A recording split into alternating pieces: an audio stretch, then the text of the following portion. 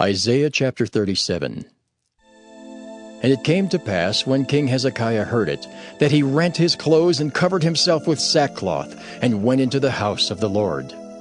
And he sent Eliakim, who was over the household, and Shebna the scribe, and the elders of the priests covered with sackcloth, unto Isaiah the prophet, the son of Amoz. And they said unto him, Thus saith Hezekiah, This day is a day of trouble, and of rebuke, and of blasphemy. For the children are come to the birth, and there is not strength to bring forth.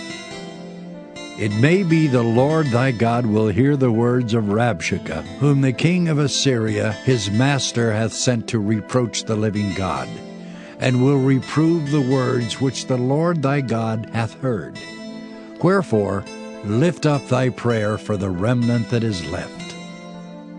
So the servants of King Hezekiah came to Isaiah, and Isaiah said unto them, Thus shall ye say unto your master, Thus saith the Lord, Be not afraid of the words that thou hast heard, wherewith the servants of the king of Assyria have blasphemed me. Behold, I will send a blast upon him, and he shall hear a rumor and return to his own land. And I will cause him to fall by the sword in his own land. So Rabshakeh returned, and found the king of Assyria warring against Libnah, for he had heard that he was departed from Lachish. And he heard say concerning Tirhakah, king of Ethiopia, He is come forth to make war with thee. And when he heard it, he sent messengers to Hezekiah, saying, Thus shall ye speak to Hezekiah king of Judah, saying, Let not thy God, in whom thou trustest, deceive thee, saying, Jerusalem shall not be given into the hand of the king of Assyria.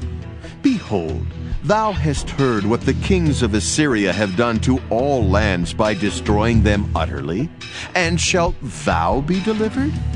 Have the gods of the nations delivered them which my fathers have destroyed, as Gozan, and Haran, and Resaph, and the children of Eden which were in Telassar?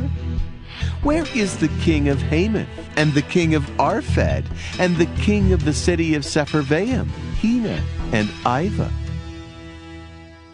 And Hezekiah received the letter from the hand of the messengers, and read it. And Hezekiah went up unto the house of the Lord, and spread it before the Lord.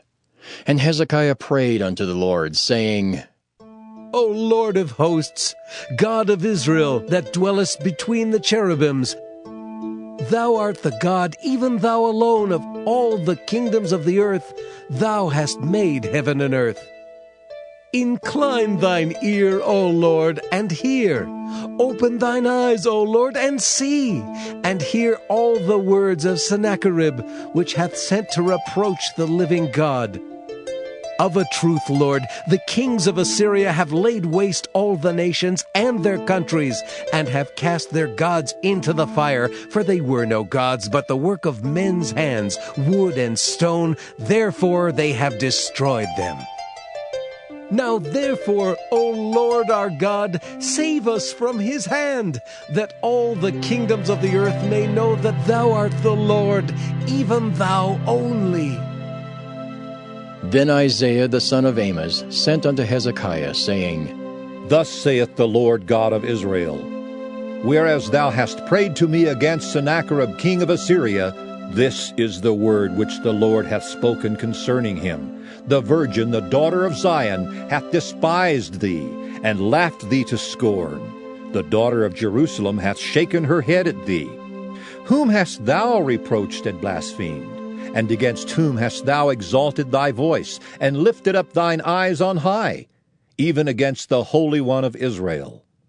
By thy servants hast thou reproached the Lord, and hast said, By the multitude of my chariots am I come up to the height of the mountains, to the sides of Lebanon, and I will cut down the tall cedars thereof, and the choice fir trees thereof. And I will enter into the height of his border, and the forest of his Carmel.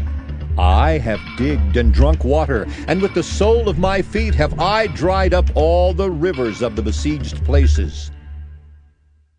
Hast thou not heard long ago how I have done it, and of ancient times that I have formed it? Now have I brought it to pass, that thou shouldest be to lay waste defenced cities into ruinous heaps.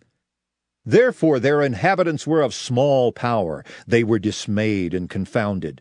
They were as the grass of the field, and as the green herb, as the grass on the housetops, and as corn blasted before it be grown up. But I know thy abode, and thy going out, and thy coming in, and thy rage against me.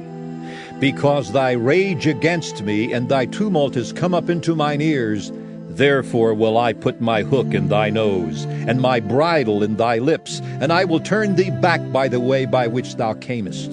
And this shall be a sign unto thee. Ye shall eat this year such as groweth of itself, and the second year that which springeth of the same, and in the third year sow ye and reap, and plant vineyards and eat the fruit thereof.